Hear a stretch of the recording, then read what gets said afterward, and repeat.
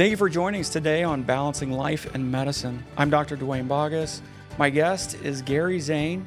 He's the computer guy. We're going to be diving into what he does, his faith, his understanding, his interactions with all those in the community, and how he wants to be able to help you. So enjoy our conversation, and I'll look forward to your comments.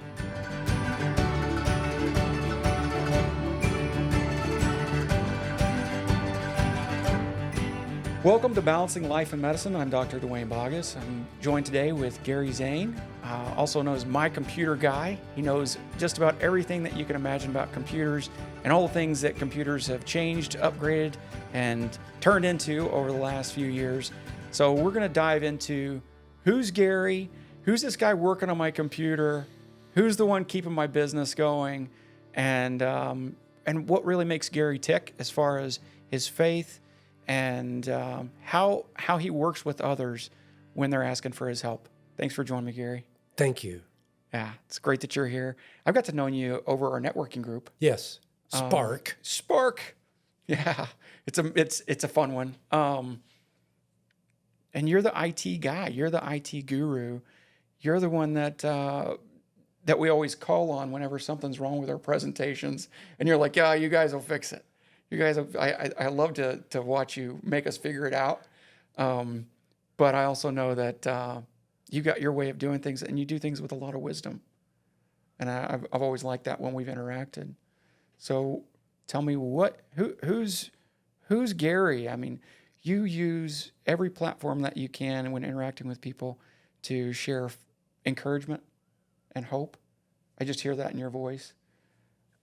When did you start the My Computer Guy? Where'd you get into this? 40 years ago, my older brother gave me a Commodore 64 for a wedding present. Wow. And I understood immediately that something clicked on the inside of me. It just made sense. And very few other people that I ever talked to understood that or even cared about it at all. But it was just a desire and a willingness to learn, a desire to learn. And I've been doing stuff like that ever since. I really didn't know before that. I guess you could say really it got started when I took typing class in high school because I wanted to be around the girls and get dates, which worked, by the way. Oh, yeah. And I did get up to 55 words a minute on a manual typewriter. Come on. That's the hammer, right? Yeah, 55 words a minute for a guy, that's pretty good. But that helped a lot because every job that I had after that, the boss would always say, hey, Gary knows how to type, put him on the computer. And so I learned data entry, as they called it back then. And it, like I said, it just clicked, and I understood it, and I picked it up, and I didn't understand until probably years after I was born again that it was a leading from God, because my resume, by all rights, looks like a shotgun blast, except I realized that everything that I have done has led up to who I am today. The 20 years of warehousing, the 20 years of sales, the 20 years of business understanding, all overlapping, of course, because I'm only 73, I'm really not 145, that everything just kind of built into me how to treat people. And again, I was rather sociopathic until a few years after I was born again. And then I got this weird likability for these human beings that I really didn't have before. Again, everything that I have done all of my life led up to who I am. And I tell people, I'm not a computer guy. I am a people person that happens to know about computers, and that is the window to get in front of people and meet needs. I feel like a bartender sometimes. People just start regurgitating all of their problems, because it's the Spirit of God in me that draws those things out so that I know how to meet those needs. Yeah. And so you ask questions, you learn about people, you ask things about them, you look at things on their walls and pictures of the grandkids and the cats and the old houses, and you find out where the connection is so that you can present the Lord Jesus Christ. And when I picked up that computer, it just started to go along and build other things. I got really good at computers, got out of corporate by demand. When I was working down in South Texas, came back home in '05 and tried to find a job because I needed a paycheck. And people either wanted to pay me $10 an hour or said that I was overqualified. So I just got too busy working on other people's computers to go look for a job. And it's been like that for 20 years. Self-employed, solopreneur. I love it. Wow. You never know how the Lord's going to send someone into your life, like a computer guy or, a plumber or he has people everywhere that he is just using to get to people. I heard the great term is that we are to infiltrate. We sneak in. He sneaks us in unknown. I mean, if someone opened the door and says, okay, I'm here to preach the gospel, and 90% of the people would just run out the back door. Oh, yeah. So he sneaks you in and you go, hey, how you doing? Aha, the hook. Well, because he's a real God and we're real people and he uses real people, real stories, right? Instead of just slapping them in the face with, this is the gospel. I think it's interesting how many times I've had people come over to the house and minister to me, or even here in the clinic, new patients come in, and many times they're here because, well, there's a pain or something's wrong, when in fact they've got a beautiful message. So he sneaks them in here too, Gary. They're everywhere. They're spies, right? Yeah. But it's a beautiful thing because it's the last people that you may think would have a beautiful message or plant hope in your pocket. You let them get close, and all of a sudden, there it is. And you're like, why? Well, how did that guy turn my day around? It's a beautiful thing, and I think we all have a role to play somewhere. Absolutely. And finding your role, I think, is it seems like the hardest part, but it's also the blessed part. Some people search for their identity. They search for who they're supposed to be, and they force it. And many of us find that the Lord has been choreographing and planning the whole time. You're 20 years and 20 years, and all those years that He was putting layers of your understanding together, with you thinking you're doing your own thing, and He's going, yeah, I'm filling you up.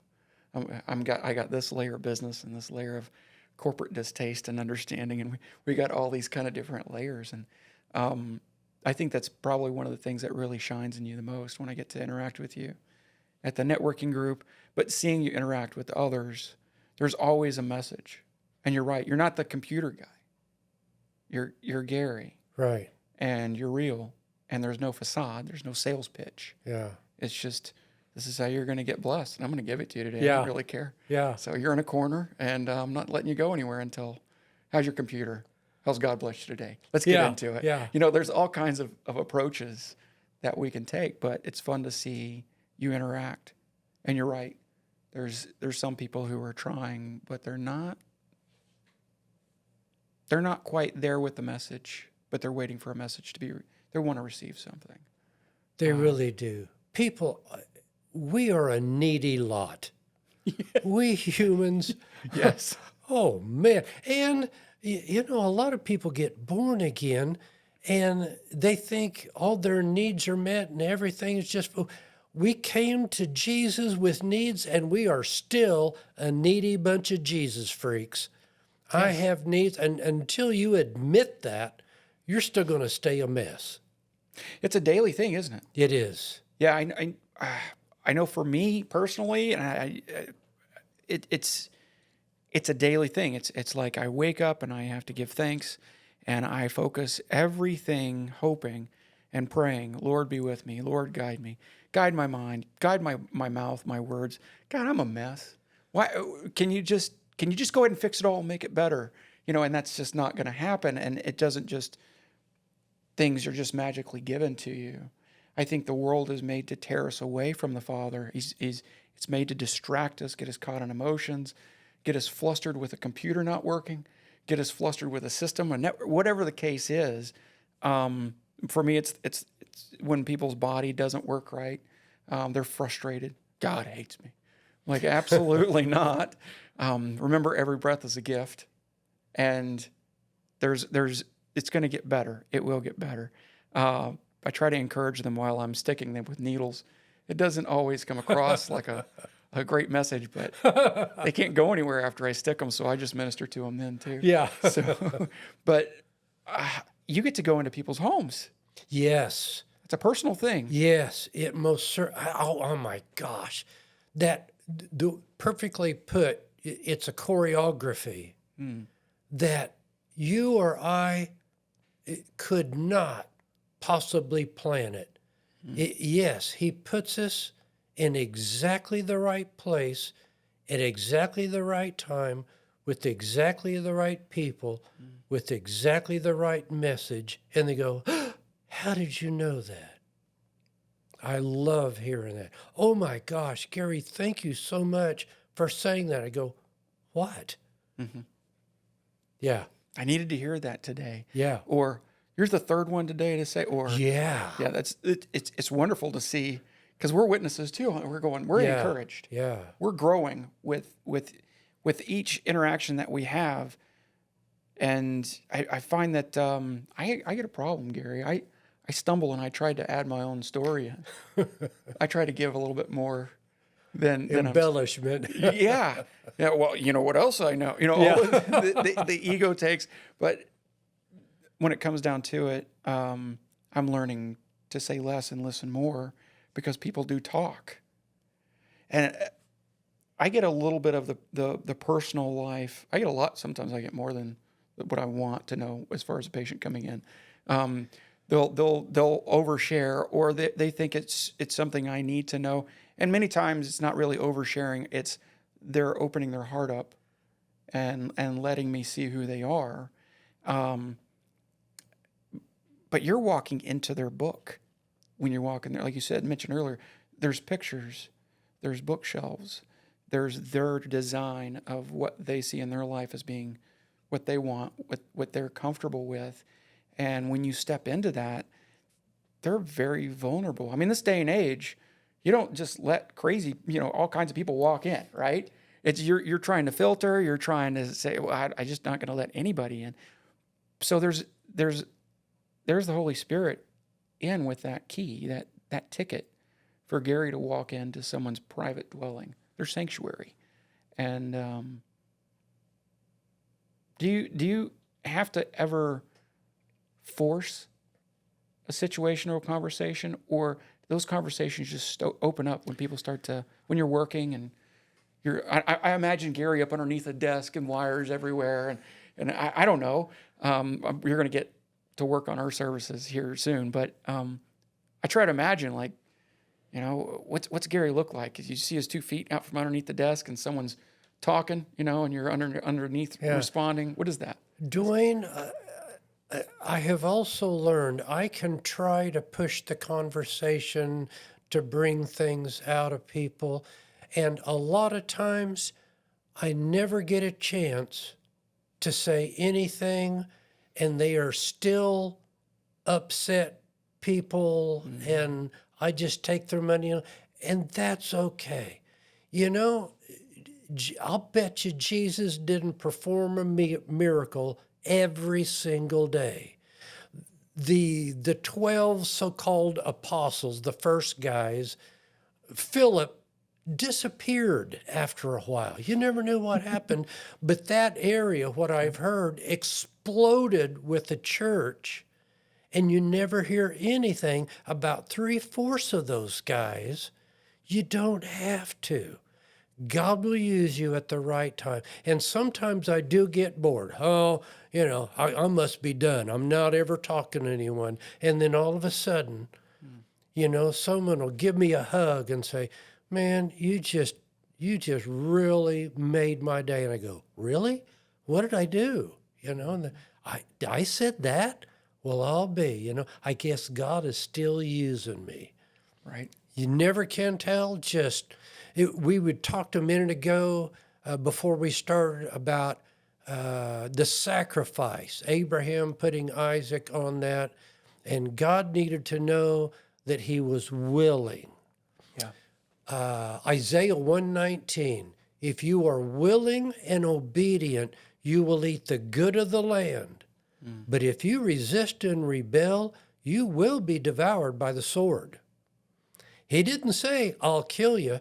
It'll happen naturally, Yeah. or else it can happen supernaturally. It's up to us, and I have to put myself on that altar daily because I don't want to. I just as soon be holed up in my little condo in my sweats watching TV all day, every day. And I tried that.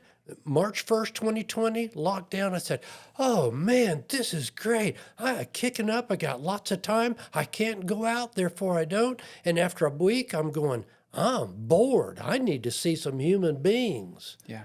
Because he needs to go see people, and you're the vehicle. You get hungry for it. Exactly. Yeah. Well, yeah, perfectly. Yeah. Yeah. We get hungry for that. I know it happens exactly the same here. When I come in, I haven't slept very well. I feel like I'm off, and talking to the Lord the whole day going, please you strengthen me. And my wife turns on the computer and it doesn't do what it's supposed to. And I hear everything because it's quiet when I'm getting the clinic set up. And the first thing in the morning, and I hear, Yeah. and I hear huffing and puffing. And then there's a cabinet door that is a little bit louder than it usually would be when it's getting shut. And I'm thinking, this is going to be a day. This is going to be one of those days. How can we turn this day around? How do I get out of the way and let the Lord, how do I get the old man to stop feeling like he's doing something and just relax? Because I know the Lord's got it. As soon as a patient comes in and they start to minister to me, and I'm going, all right, that's prayers answered. And they're full of blessings. And they're supportive and they're encouraging. The patients, when they come in, usually it's a day of, if it's one of those days to where, man, I'm feeling good, like I'm energized, let's help people, let's get them turned around, right? The worst patients ever come in the door. I mean, they're dragging a leg, they've got massive migraines for days, and I'm like, yeah, it's an uphill battle. But the days when it's flip-flopped, he encourages, he supports, he sends support. And I wonder about those apostles. How many of them just walked by and planted the seed? They didn't dig into a deep conversation. Yeah. In fact, there was probably more words spoken without a mouth being opened, just by how they looked, how the Holy Spirit shines on you. Yeah. I wonder how much of an impact that has on people, because we don't know. We don't know that perspective. No. Well, have you ever faced a conflict with a customer? Have you ever been challenged? Oh, no, never. What happens when that challenge does happen? How do you respond? Are you humble, or what do you do? That's a day-by-day struggle, isn't it? Yeah. I was just thinking, we've been talking about some things, and a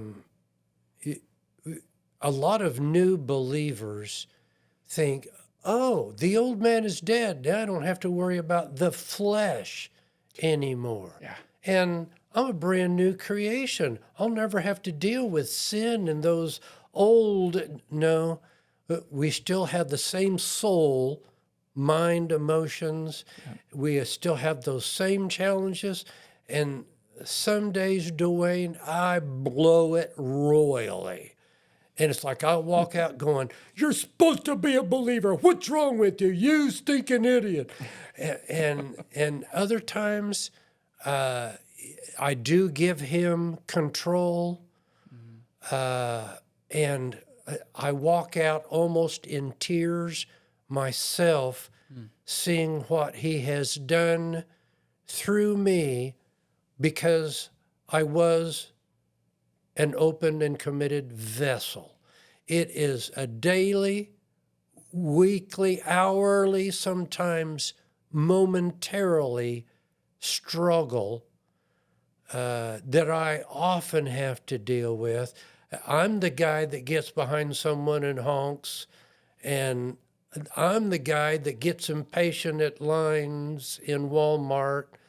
Nevertheless, a lot of times when I am with a client and working with something, I hear very strangely, "Oh my gosh, Gary, you are so patient." And I'm going, "Are you talking to me? I am not patient at all. I am the most impatient people that I know." But when I'm in front of that situation, I mean, I can't just get up and say, "Oh, I'm tired of this. I can't do it. I don't want to anymore. See you later. It'll be $80. No, it's like there has to be a fix for this. And there are still times that I don't fix it. I do not know everything about computers. I say that I know a tiny fraction about computers, hardware, software, and networking, but God knows everything. And the times, there have been a lot of times that it was like, hit control panel, hit hardware, now hit that, and they go, "Oh, it fixed it." And they go, "How did you do that?" I go, "I don't know." But it is often an opportunity to say, the Holy Spirit inside of me knows computers. All I have to do is listen. They go, "What?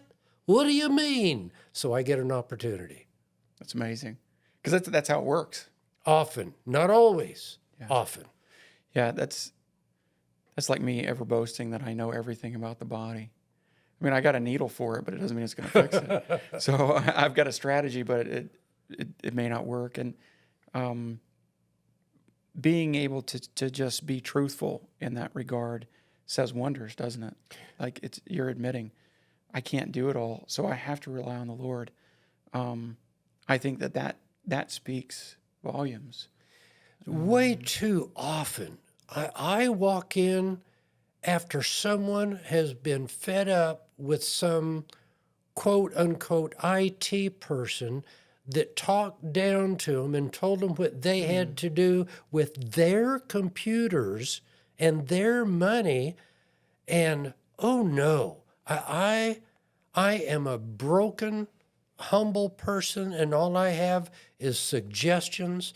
This is their computer, their money. I am their servant, their employee. When I walk in, they are the boss. I am not. And I can make suggestions on what they might be able to do in the future, but I listen and find out what they want to do and they want me to do. And if they have any questions, they can always ask me. And most of the time, when they understand that, I walk out successful. There it is. Now tell me, how does Gary unwind? You're not always on a computer. Oh, well, all too often. Because I know you've got even at that beautiful car, and you've already expressed how much time you spend with that baby. My computer on wheels, my iPad. I have a 10-year-old Tesla Model S that It still runs like it's brand new. I love that thing. And it is a tech device. And I know I like tech. And so that really fits me very well. To unwind, different things. A lot of times, just like I said, I can sit down in front of the TV and just have a good time vegging out, just mindless stuff. I really don't read near as much as I have in years past because I am all too often reading technical stuff on the computer, and all of a sudden I look up and it's lunchtime and I haven't got up for 3 hours. And so I often need to just rest my eyes. A lot of times I do like to get in that car and go for a drive because it costs me almost nothing to drive that car, and it goes really fast, really smoothly, very quietly, and just going for drives. And Oklahoma in the summertime is really gorgeous. Yeah. There are lots of little hills and the cattle out in pasture, and I have a good time looking at things yards or miles away. Often I like to be around friends and just talking, listening to their stories and doing things, different things. I really don't go to church a lot. Actually, I've again become a Sunday Christian just because at the bridge where I go, 121st Memorial, our Wednesday nights have become kind of a family night, and being an older single guy, I don't really feel like I fit in.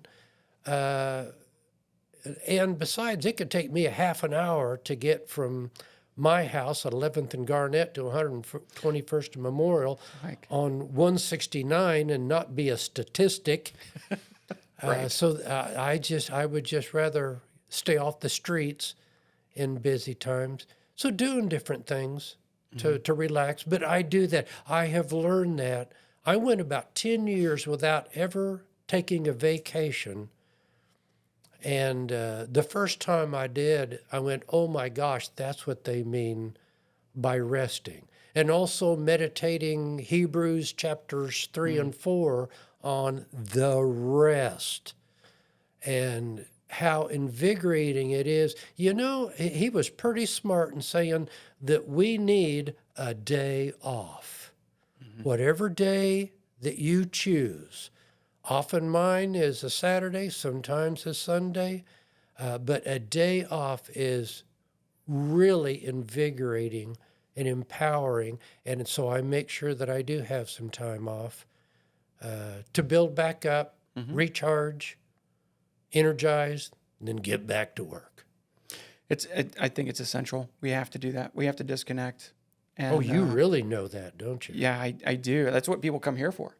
Yeah, because they haven't. They either don't know how to disconnect or they can't relax. And in today's world, we have a lot of individuals who are emotionally charged with lots of worry, lots of anxiety, fear, depression, all those things, and they're working. And many times they're working to disassociate. They're getting away from themselves and they're focusing on other things.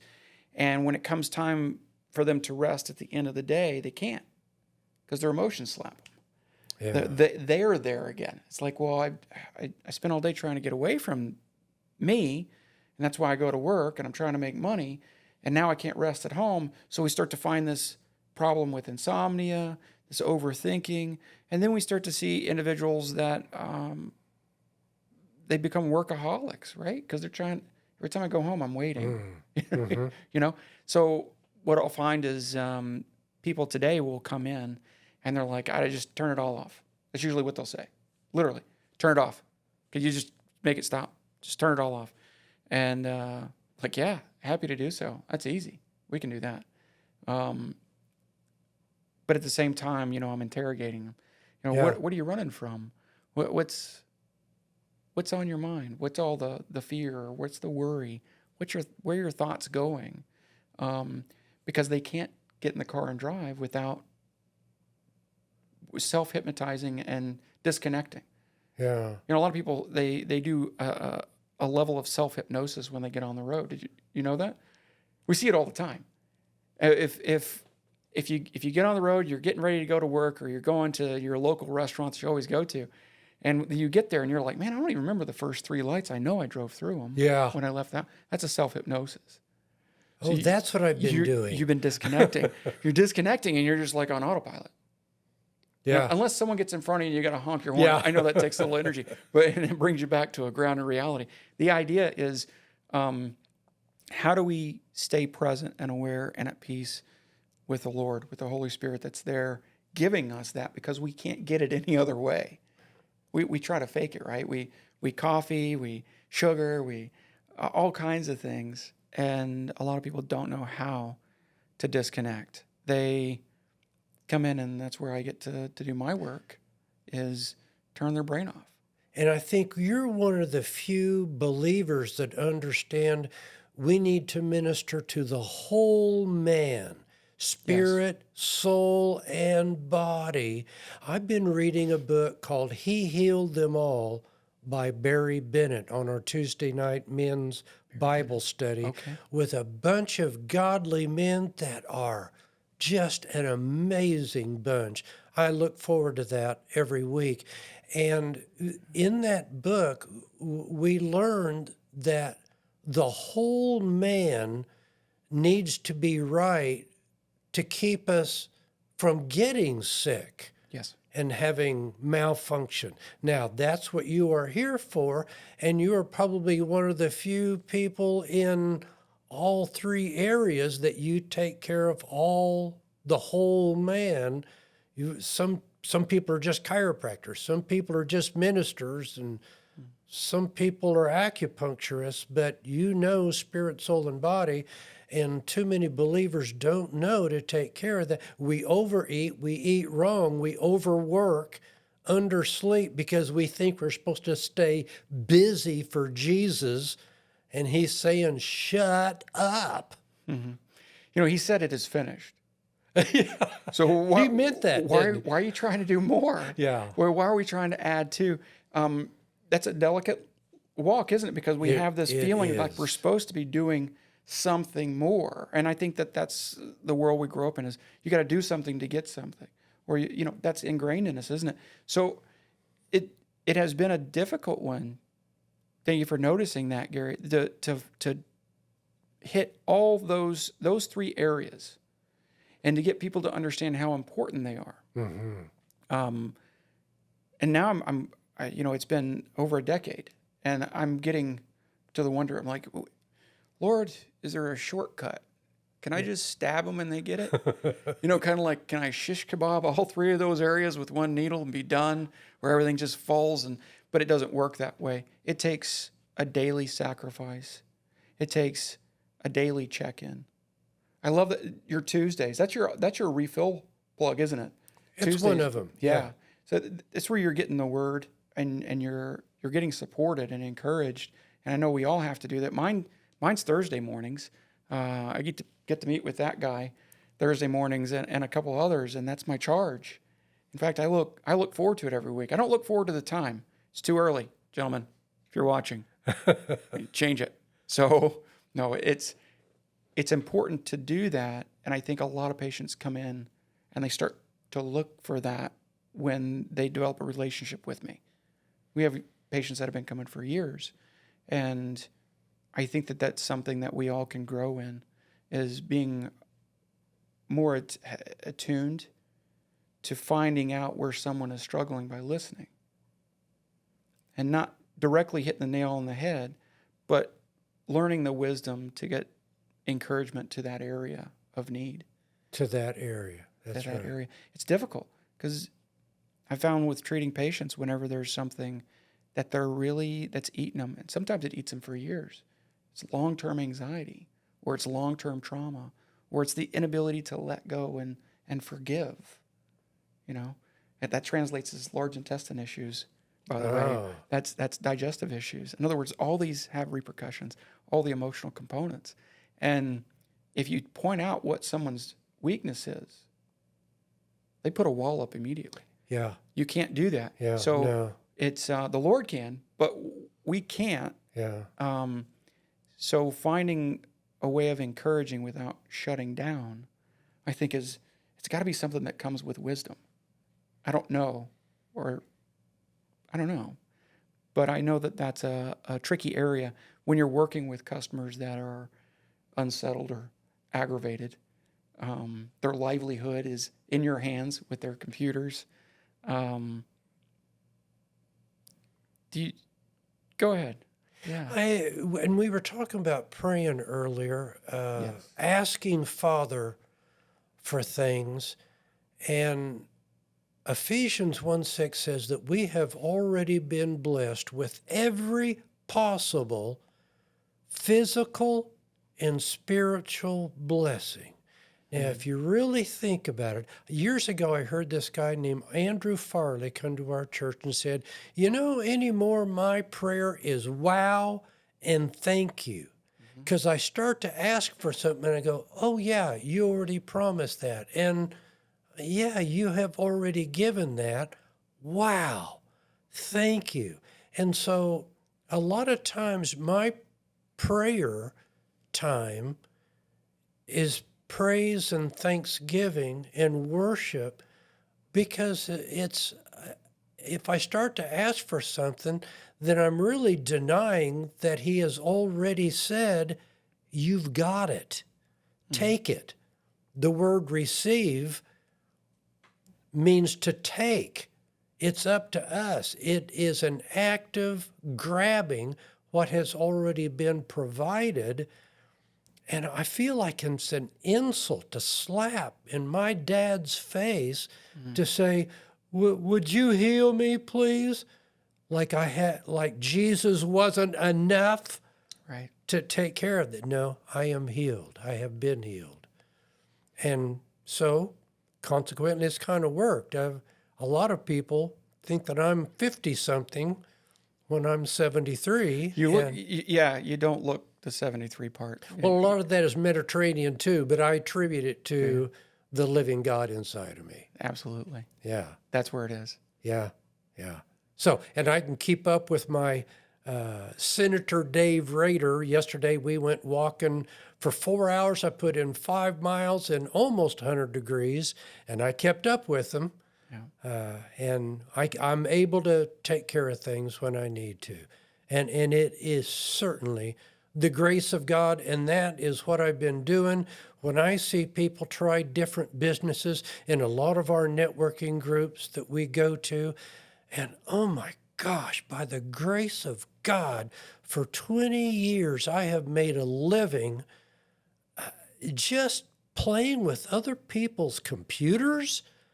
And it's like, this is nuts. They call me and want to pay me for playing around on Windows and looking on the internet. It works. And that's finding that place. Years ago, decades ago, I read this book called Up Your Parachute. I think it was How to Find a Job. And one of the very first things that I think Zig Ziglar used to iterate is find something you love and do it. And if you don't love what you're doing, then can I put this abruptly? Get the hell out and let someone in there that wants to do it. Yeah. And often I come up on people that are very unhappy with their jobs, and sometimes I can hint to them, maybe they should leave. If they're not happy, they're not forced to being there. United States of America, you could do just about anything that you really want to if you set your heart to it. And we have no excuses around here. You and I have done our little part to ensure our freedoms. Thank you, Dwayne. Oh, yeah. Thank you. And no, there is no excuse. And I have been very fortunate, but I still love what I do. And I think about retiring. And again, I get tired of not being around people. Yeah. And so I'm just going to keep doing what I do and then take a vacation once in a while. I don't think retirement's an option, Gary. I don't think that's in Father's vocabulary. I don't think so. I don't think that I think that's a human fleshly idea, but I don't believe it's a spiritual one because we're eternal. And I see more patients get sick and withdraw and lose their life because they retired. Yeah. They made Quit. and they quit and they stop that human interaction, which we all need, and they start to fade. Nope. I really appreciate what you said earlier. The healing. That's something that I get a lot of conversations about in here. With patients that come in with cancer, they've got organ systems, neurological, and it's a big one because, as mentioned in the very beginning, there's some people. Maybe it was before we got on in front of the camera. There's some people that like to play church. They like to play Christian, but they have no relationship with the Lord. Seek first the kingdom, right? Seek Him first. So seek the Lord and seek Him. And what we see is there's the seek Him crowd, and then there's the seeking byproducts of Christianity. Well, I'm seeking a healing. Yeah. I'm seeking this. I'm looking for that. I'm looking for the prosperity. You need to look for the Lord. When you find Him, He'll lead your path. But the wants of the crowd, what is it? All those followers that follow Christ, then he dropped the bomb on them. If you want to follow, pick up your cross and follow me. Told them what they needed to do, and all of them were like, "Yeah, we're out. Circus is over. No more miracles. Whatever. We're leaving because we don't want to commit to being a Christian." Yeah. They left. There was thousands, multitudes, right? Yeah. And they just, they went away because he told them this is what it takes. But they were there for the show. They were there for the miracle. They didn't really commit. And I see that with business owners that have the Holy Spirit guiding them. There's a plan for them. We mess up here and there, but that's part of the equation. He knows what we're going to do. He knows Gary's going to walk out and kick somebody's mailbox. Hopefully you don't. That's just because I'll work on your toe if it happens. But you get frustrated, and I think he knows all these things. But there's another group of business owners that we're surrounded by. Like you said, the networking groups. There's those who are out there to see what they can get from our community. Yeah. Instead of seeing what the community needs them to give. I'm not going to go into Kennedy's speech. Oh, exactly. I knew you were going. I could see it in your eyes. So, but what can I do? And what do I like to do? If I was to let every patient, oh gosh, we're putting it, Kenneth's going to publish this. This is going to go out to the masses. But like you said, you get to play on computers. I get to play darts all day. It's fun, but it's helping people. Yeah. It's ministering to people at the same time. So, in a way, it's also kind of unfair. This is an unnatural, let's say supernatural life, especially if I could be bold enough to say for an American male, because we are steeped in a cultural society says you work to get. If you don't work, you don't eat. And yes, that is a scripture. But our dads were always saying, you got to get out there and earn it. And Saving Private Ryan, one of his last lines is saying, earn this. And Jesus says, no, you can't earn it. And it definitely is a fight to live in this world. And yes, we need to earn a living, because you do get respect by presenting yourself as doing the right thing. And at the same time, at 5 o'clock, if you want to call it that, you turn into a self-sacrifice. And then 8 o'clock in the morning, you got to turn it back on and start working. And yes, it is supernatural, but it is possible. You can work hard and be a believer. You can worship Jesus and sacrifice and still serve that nasty boss by being obedient and committed. It is a struggle at times, but it's doable, obviously. It is. I think we see people doing it all the time. I can't imagine. I've got uncles and family members that they worked at the same plant for 35, 40 years. You know, they got up every day, terrible conditions, and they just did the same repetitious thing. And I think, goodness, that had to be a nightmare. But they love that repetition. But they also enjoyed the payoff. They enjoyed the family time. They enjoyed the vacations. They enjoyed the benefits of being a good worker, a good servant. I don't know that everybody enjoys that, what they do every day. And I think you can tell the genuine part of people falls off when they get tired, you know, the facade falls off. Yeah. And people start to reveal who they really are. But Gary, what do you do when you feel like you're under attack spiritually? Oh, I have to pray.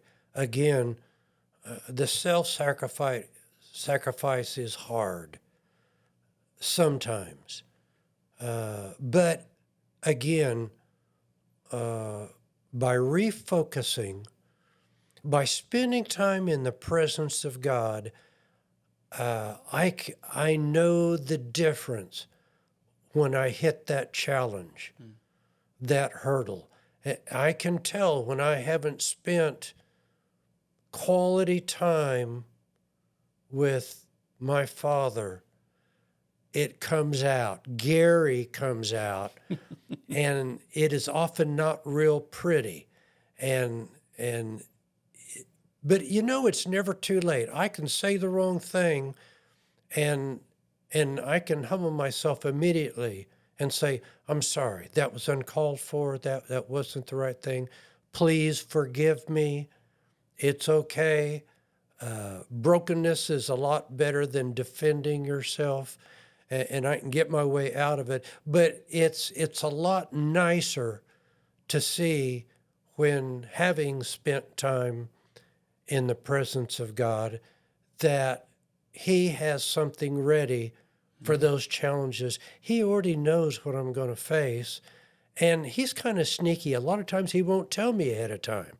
By the way, this is going to happen. Be ready. No, He doesn't do it. It's not fair. I really wish He would. It doesn't work that way. No, it doesn't, does it? And you know, sometimes I do.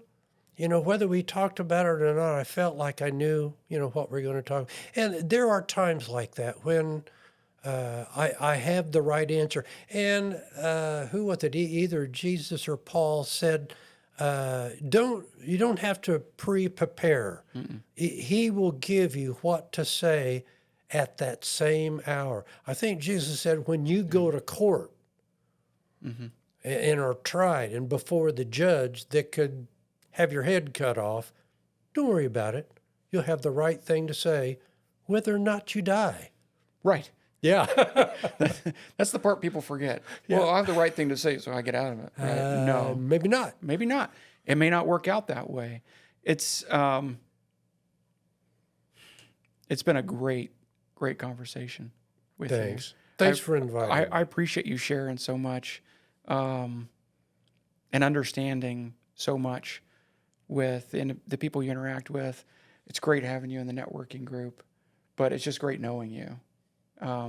Thank you, Dewey. So, but I'd like to let the viewers, the listeners on podcasts know, how do they find you, Gary? What's the best way to look you up? You know, I really don't advertise much. I do have an ad on Craigslist. I took my website down because I was getting calls from California. I don't have the Facebook My Computer Guy page anymore because I was getting nothing but trash. I could say, can I give my phone number? Absolutely. 918-381-6608. I am a native Tulsan. Yes, one of the few left that was born and raised here. I know my way around. I always go to my clients, even if they have just an iPad. I will always go to them. That is a plus that I find, that you don't have to pack up a computer and bring it to me. But maybe not the email, but Phone number's good if that's all we phone want. number is good. Yeah. If you got that, 918-381-6608. Like I said, I've been doing this 40 years. I have been self-employed, a solopreneur right here in Tulsa for 20 years. By the grace of God, I love what I'm doing. And I could probably also say I only charge $80 an hour. I don't charge for travel time unless it's outside of the Tulsa area, very far out. Everything's within 30 minutes, It's quick here. just about, yeah. Is there anything you don't work on as far as computers? Well, yeah, Macs. I really don't do many Macs. Okay. I don't care for the Mac operating system just because Windows is business class. Okay. And even though I take care of individuals, the bulk of my clientele are little old ladies that are afraid of their computers. They love Nice. me, make cookies for me. I am not kidding. They hug my neck because I treat them like human beings and not like underlings. People aren't supposed to know about computers. That's why they call me. I just meet needs and make it easy for them. But business, small business, is my real forte. I understand small business owners. I take care of folks. But if anything else, if you got a question, call me. I can answer a lot of things over the phone, which I do not charge for, but I don't remote in. I am built to be in front of people and be happy to take care of needs. Wonderful. Well, thank you again. Thank you, Dwayne. Yeah. If anybody has any questions about Gary, if you need to get in touch with him, if the number you didn't catch it, you can always leave us a question in the comments. I'll get in touch with him. I'll put you in touch with him. We'll link you guys up. We'll get Gary in front of you. If it's a computer need, he's got an answer for you. So I hope you've enjoyed us, and I look forward to the next show. Take care, everybody.